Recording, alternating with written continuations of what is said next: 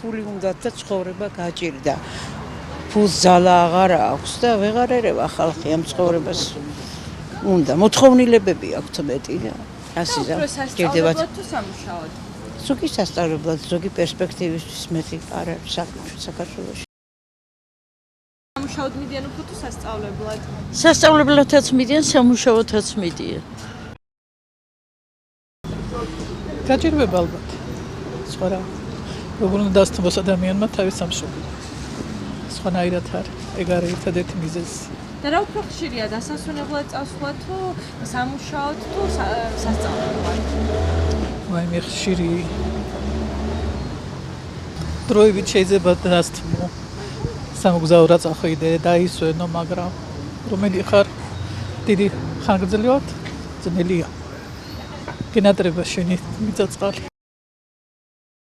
საზღვარგარეთ რის გამო მიდიან ქართველები? რა არის ამის ძირითადი? უჯის და ამისთვის მიდიან სულო, ძალიან გიჯის. გაჭირება, უფულობა. უფრო სამუშაოდ თუ სასწავლებლად? ისეც და ისეც. ყველას თავისი მიზეზი აქვს. აი სამუშაოდ თუ სასწავლებლად? სასწავლებლადაც მიდიან და სამუშაოდაც მიდიან.